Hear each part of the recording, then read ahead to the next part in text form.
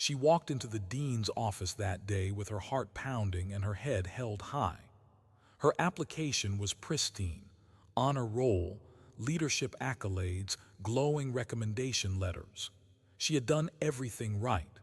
Her mother's voice echoed in her ears: "Baby, they can't ignore excellence."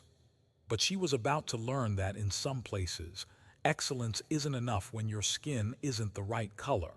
The dean didn't even look her in the eye for long. His gaze flicked over her papers, then back up to her face, expression unreadable, uninterested.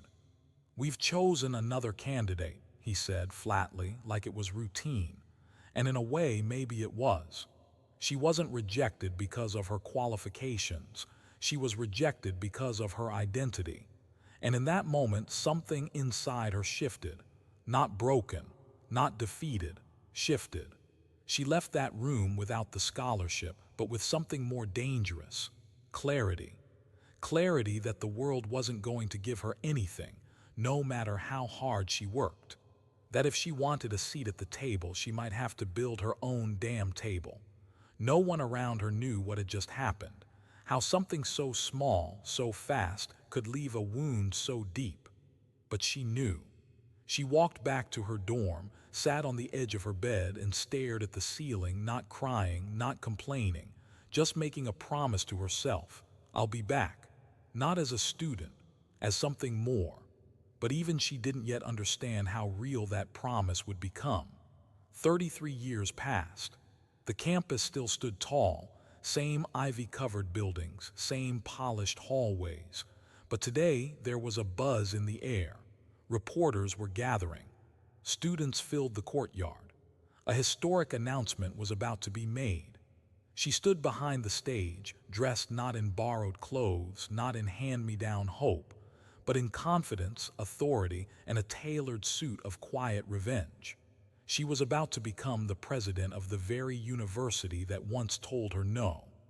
Not by accident, not by luck, but because she had earned it every single step of the way. And somewhere, miles away or maybe watching from a quiet living room, sat that retired dean, the one who once told her she wasn't good enough, now watching her take the highest seat at the institution he once guarded. Maybe he remembered her, maybe he didn't, but she remembered him, not out of spite, but out of purpose. Because that moment of rejection, that was the beginning. This story isn't just about a comeback. It's about how rejection isn't always the end. It's the ignition.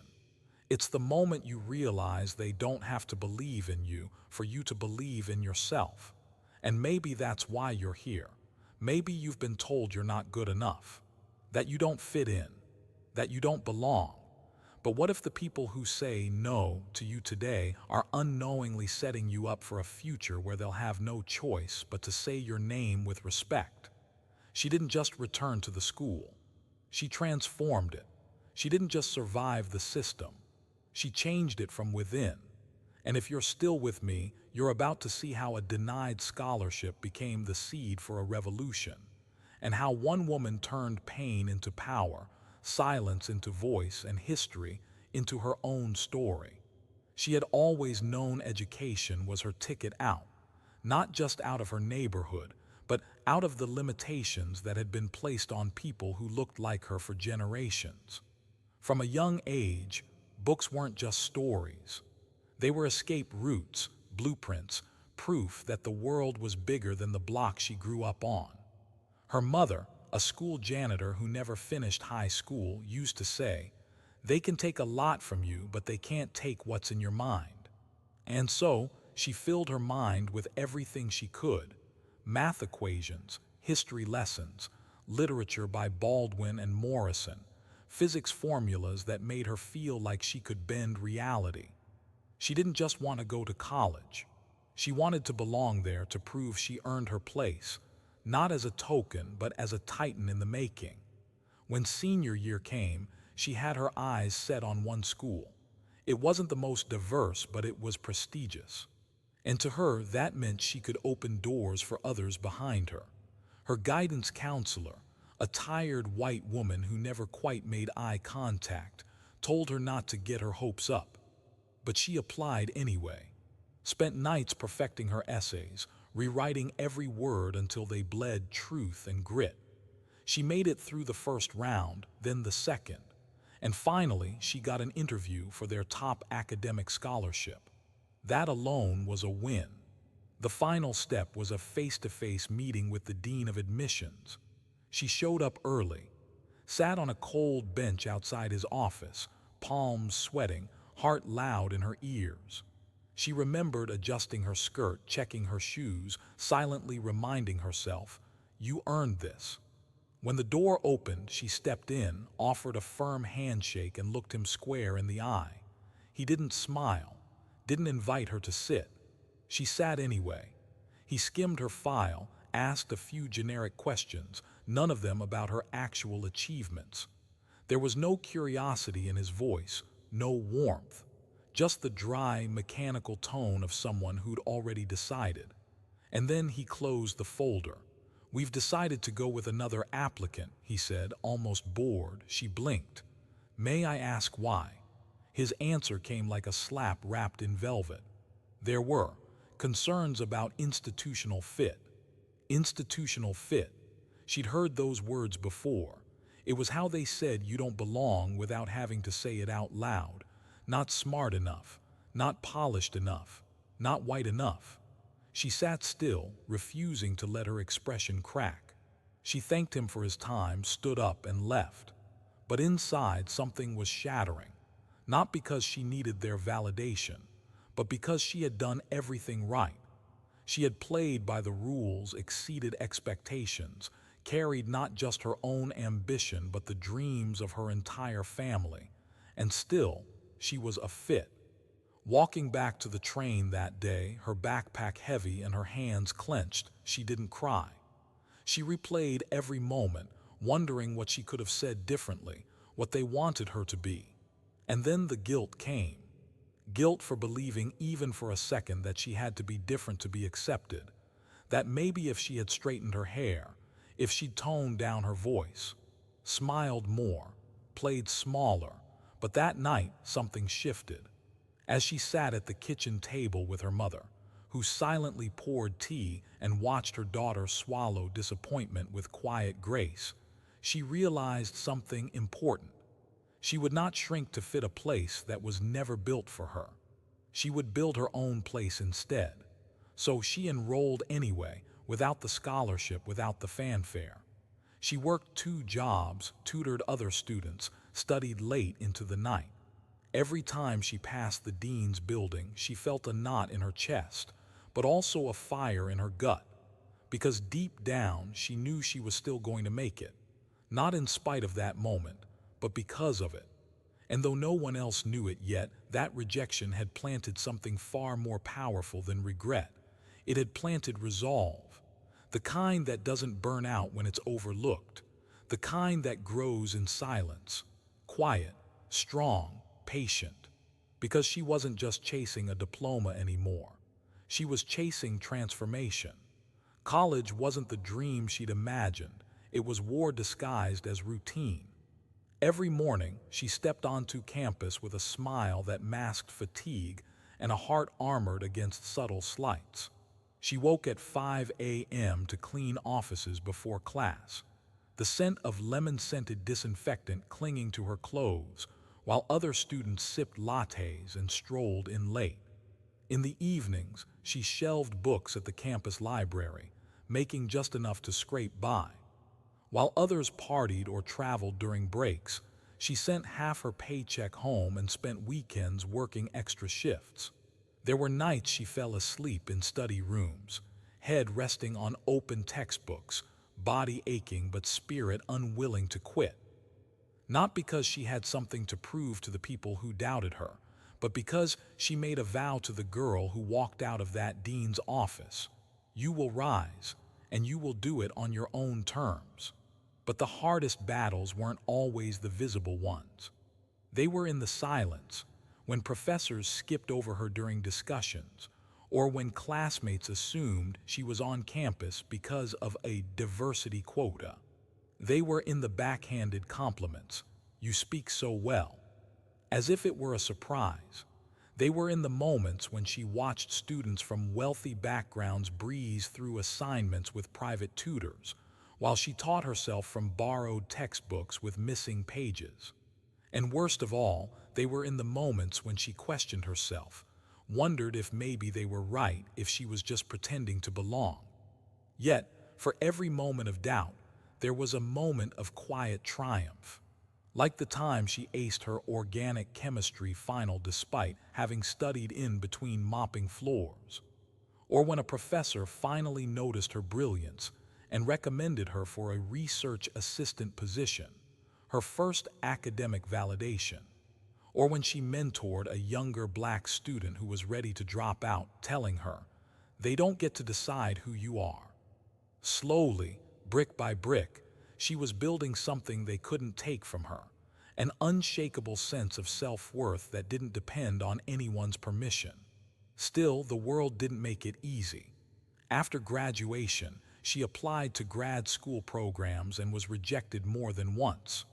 One rejection letter in particular stung more than the others, not because of the no, but because of what it implied.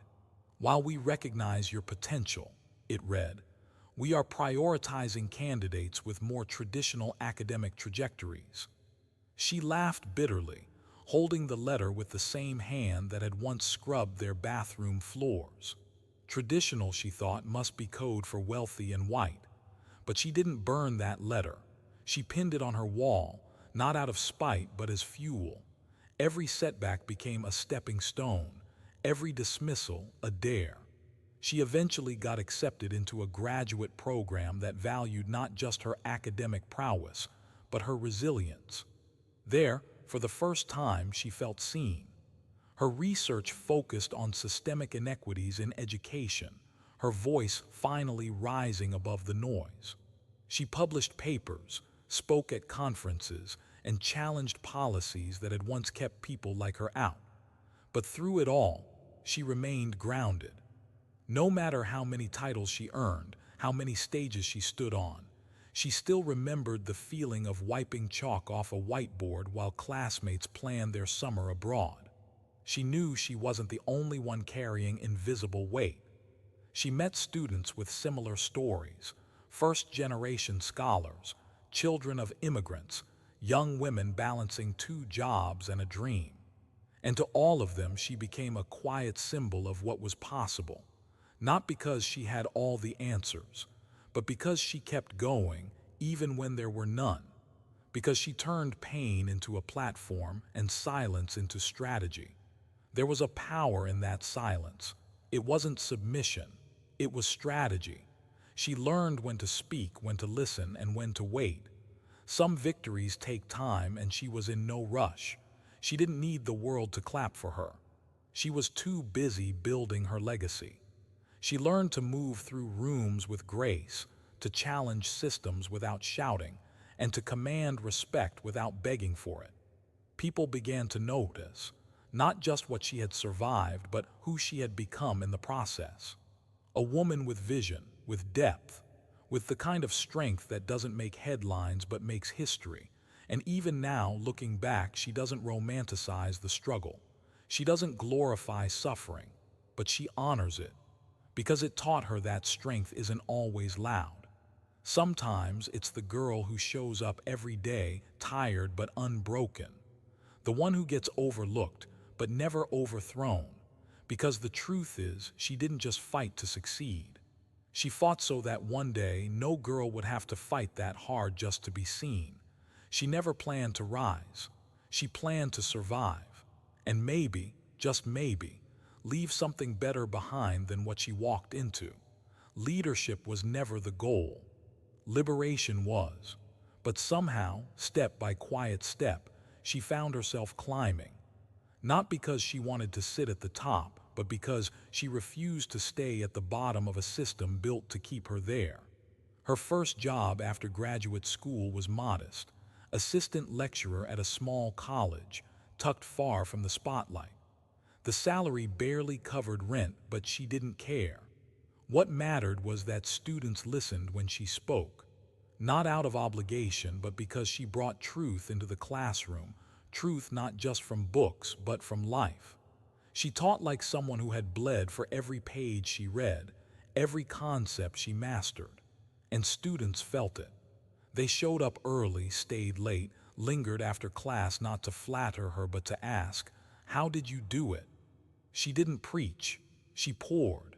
She gave them what no one had given her, permission to be excellent on their own terms. It didn't take long before the faculty took notice. At first, it was subtle, a nod in meetings, an invitation to join a curriculum committee. Then came a tenure-track offer, then department leadership. She accepted each role with hesitation, not because she didn't think she could do it, but because she understood exactly what those roles meant. More eyes, more resistance, more pressure to perform without slipping. She wasn't naive. She knew that while others got to be brilliant and flawed, she had to be brilliant and flawless. And so she worked, tirelessly, strategically. She studied institutional behavior the way others studied theory, watching who spoke when, who listened, who got credit, and who was always interrupted. When the chair position opened up, she wasn't the obvious pick, at least not to those who still clung to the comfort of the familiar. But by then, her work spoke louder than whispers. She had transformed the department, not just its curriculum, but its culture. Under her guidance, more students of color stayed, succeeded, and came back to teach. She pushed for inclusive syllabi, restructured outdated requirements, and created scholarship pipelines for first-generation students. Change didn't happen in slogans. It happened in policy, in budgeting, in hiring. And she was right there, rewriting the code from the inside. Still, the higher she rose, the colder the rooms became. Meetings where her ideas were echoed by others and then credited to someone else. Emails that required perfect tone, perfect grammar, perfect restraint. Every decision she made was scrutinized under a microscope others never had to endure. She smiled through it, not out of politeness but power, because she had mastered something they hadn't, endurance without bitterness. Her resilience wasn't performative, it was purposeful. When the offer came to step into the associate dean position, she didn't flinch. By then, she understood the stakes. Influence wasn't symbolic, it was structural. As associate dean, she overhauled scholarship criteria, redesigned mentoring programs, and introduced faculty training around unconscious bias, not as a diversity checkbox, but as a culture shift. Her fingerprints were all over the changes, yet she never sought applause. She was always working on behalf of the student she used to be, smart, overlooked, exhausted, and still dreaming. Years passed and her name became more than just respected, it became trusted. She wasn't a rising star, she was a rising foundation. Students quoted her, young faculty followed her lead. Even the skeptics, those who once questioned whether she fit, now deferred to her wisdom in moments of institutional crisis. And still, she remained present, walking the halls, sitting in back rows of student panels, responding to emails from freshmen who didn't even realize the woman replying was one of the most powerful people on campus. And then came the call. The university she had once walked away from, the one that told her she didn't fit, was looking for a new president. Her name was on the shortlist. At first, she laughed. It felt surreal. Full circle stories always do. But the more she thought about it, the more she knew this wasn't about her anymore. This was about changing the narrative, shifting the power, and becoming the kind of leader she had needed at 18. Not a symbol, a system builder, a truth teller, a protector of dreams. And so she accepted the nomination. Not to prove them wrong, but to prove the next generation right.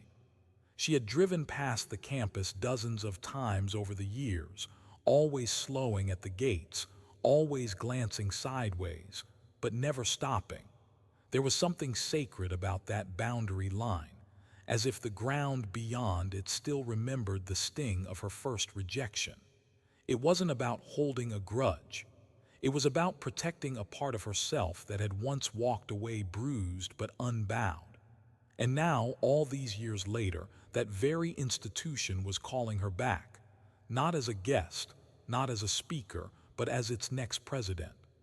The official offer came on a Monday morning, wrapped in ceremony and sealed with irony. The same crest that once adorned her rejection letter now sat at the top of her appointment contract. She read it 3 times before signing, not because she was unsure, but because she needed to let the gravity of it sink in. This wasn't just a job, this was a reckoning, a return, a revolution. When the announcement went public, headlines exploded. First black woman appointed president of historic university. The media fixated on the symbolism, the history made, the ceilings shattered. But what they didn't know, what few could ever truly understand, was the emotional terrain she had to cross just to walk back through those gates. She arrived early on Inauguration Day. The campus looked almost unchanged. The same red brick buildings, the same manicured lawns, the same ivy curling up the sides of aging walls. But something felt different now. Or maybe it was her. She was no longer that hopeful 18-year-old in borrowed heels. She was a leader, a scholar, a mother, a force. As she stepped out of the car, students were already gathering. Cameras flashed. Faculty lined the walkway. Chatter hummed in the air like static before a storm. But her eyes scanned the crowd for someone. And there, near the back, sat a familiar face. Older now, smaller somehow. It was him, the dean who once told her she did fit. Retired, gray, half forgotten by the very system he once protected. Their eyes met, just for a second. And in that second, no words were needed. She didn't gloat. He didn't apologize. But the moment hung between them like unfinished business. She walked past him without pause, not out of pettiness, but purpose. Because today wasn't about him. It was about the students who watched her climb those steps and realized they could too. It was about every denied scholarship, every ignored hand raised in class, every time someone asked her if she was lost on her own campus. Today, she wasn't a guest. She was the gatekeeper. The ceremony itself was a blur. Speeches, applause, ceremonial robes, firm handshakes. But the moment she stood at the podium, the world slowed. She looked out at the sea of faces, young, old, skeptical, hopeful, and took a breath that carried 33 years of weight. When I first walked onto this campus, she began, I was told, without being told, that I didn't belong. But what no one knew then was that I would not spend my life trying to belong to a system that didn't see me. I would spend it building a new one, a better one. The crowd was silent, not out of indifference but reverence. She didn't raise her voice. She didn't have to. Every word landed like truth dropped in still water, rippling outward. I am not here because this institution changed. I am here because I never stopped believing that it could. That line, that was the one that cracked something open. The students erupted, not just in applause, but in affirmation. They weren't just clapping for her. They were clapping for themselves, for what was now possible. Later that afternoon, she walked alone through the administration building. Her office awaited her at the top floor, overlooking the quad. But she didn't go there yet. Instead, her feet took her somewhere else almost on instinct. Down the hallway, second door on the left, the office of the Dean of Admissions. She paused in front of it. The plaque had changed names. The room likely remodeled, but the air still held memory. She remembered sitting there decades ago, nervous but determined, only to be told she didn't fit. Now, here she stood, at the helm of the entire university. She didn't knock. She didn't go in. She just stood there for a moment, smiling, not with bitterness but with deep, earned peace, because she had made it. And more importantly, she had returned not as a shadow of her former self, but as the fulfillment of every promise she once made to that girl who walked away hurt, but never broken. That was the full circle moment. Not revenge, not triumph, but transformation. She didn't speak just to be heard, she spoke to be felt. And when the room quieted again after the applause, her voice filled the silence not with volume but with purpose. This was more than a speech. It was a reckoning, a letter to her younger self, a mirror held up to the institution, a blueprint for a future that would no longer be built on exclusion masked as tradition.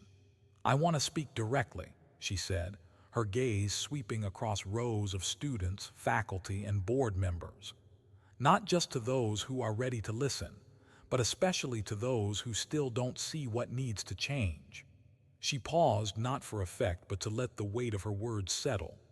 "When I first came here, I was taught, without anyone saying it out loud, that fitting in meant shrinking, that survival meant silence, that success meant mimicking. And for a while I tried. I folded myself small.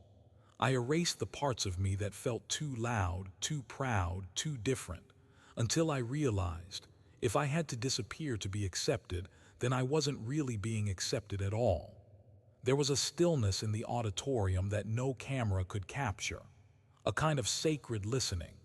Even the students who had come just for the occasion, curious, skeptical, half distracted, now leaned forward, caught in the gravity of her truth. "We have built systems," she continued, "that reward familiarity and punish difference. We claim to value merit, but often what we value is comfort. We say we want innovation, but we keep selecting the same voices, the same stories, the same faces over and over again." She didn't name names. She didn't need to. The walls had ears, and so did history. "But here's what I've learned," she said, her voice now stronger, warmer, rising like dawn. "True leadership isn't about being the loudest. It's about holding space, making room for those who have been told they take up too much of it. And real change, it doesn't start with committees, it starts with courage." A murmur of agreement moved through the room like wind through leaves. "I stand here today as proof," she went on, "that rejection is not the end of the road, it is, sometimes, the start of a different one.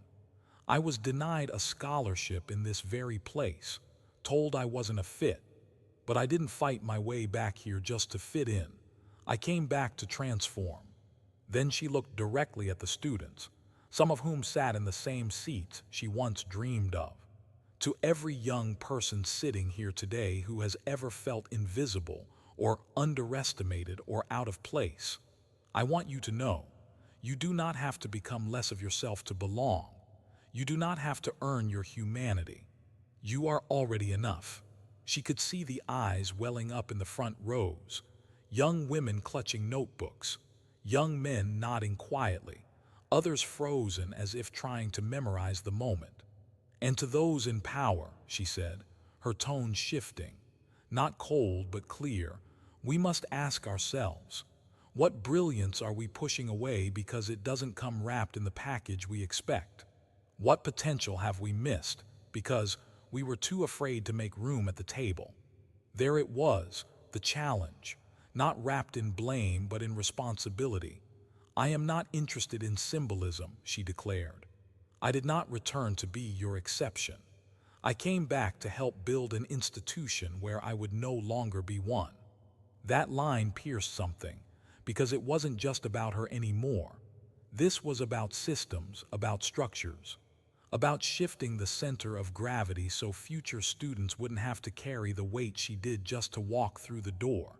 She finished not with a roar but with a promise. "We have a long way to go, but we start here, together. We rewrite what leadership looks like. We redefine who gets to rise, and we remember always that justice is not just a concept. It is a practice, a daily choice, and I choose it. Every single day I sit in this seat, I will choose it." She stepped back from the podium. No mic drop, no grand gesture, just silence and then an eruption. Not just applause, but the kind of standing ovation that comes from a deep, collective awakening. She had not delivered a speech. She had shifted the air. And somewhere in that crowd, a young girl, brown-skinned, brilliant, still uncertain of her worth, stood taller. Because now she knew, if someone like her could stand there, then maybe she wasn't dreaming too big after all. She didn't walk away from the stage like someone who had just finished a performance. She walked away like someone who had just begun a movement. The applause eventually faded. The crowd began to disperse, but something unspoken lingered in the air, something that couldn't be clapped away. It wasn't just what she said, it was what she had become. A symbol not of arrival but of endurance, not of exceptionalism but of possibility. And as she stepped into her office for the first time as president, not applicant, she stood for a moment in silence. The walls were lined with portraits of her predecessors, none of whom looked like her. All stern, all serious, all white, but her reflection in the glass wasn't asking for permission anymore. She belonged here now, not because she had bent herself to fit the mold, but because she had outgrown it entirely. This wasn't a fairy tale. It wasn't a revenge story. It was a reminder, a powerful, undeniable reminder, that change doesn't always come from the top. Sometimes it begins with a girl who was told no and simply refused to believe it was the end. And now she passes that torch, not just in words but in action. Because the truth is, her story isn't rare. It's just rarely told. For every one of her, there are thousands more talented, driven, silenced before they even get the chance to speak. Young people being told to wait their turn, to lower their eyes, to be realistic. How many leaders have we lost to smallness disguised as professionalism? How many world changers walked away before they were ever seen? That's the question we have to sit with. And if it makes us uncomfortable, good. Change should. Growth should. So here's what she would ask of you now, whether you're a student, a teacher, a parent, or someone just trying to find their place in the world. Don't just admire the story. Use it. Use it to speak up in rooms that rely on silence to stay the same. Use it to question who's missing when decisions are made. Use it to interrupt the cycles that keep equity out of reach. Whether you sit at the front of the class or in the back of the boardroom, you have a role. And if you've ever been the one on the other side of the desk, the one with the power to say yes or no, remember this. You are not just evaluating resumes. You are shaping someone's trajectory. You are deciding whose voice will echo into the future and whose might never get heard. You don't have to be a university president to make a difference. But you do have to decide what kind of world you want to help build. One where the same doors open for the same people over and over again. Or one where the locks are changed, the rooms expanded, and the invitations rewritten to include names that were never on the list. And to those watching who see themselves in her, not just in her triumph but in her struggle, hear this. Your story matters even when no one's listening. Your pain is valid even when it's invisible. Your potential is real even when it's ignored. You do not have to be perfect to be powerful. You do not have to wait to be chosen. You can begin now with what you have, where you are as you are. Because sometimes the most revolutionary thing you can do is keep going. So don't let their no become your ceiling. Let it become your fuel. Stand taller, speak louder, dream wider. And if you ever find yourself walking back into a room that once made you feel small, walk in like you own the place. Because one day, you just might.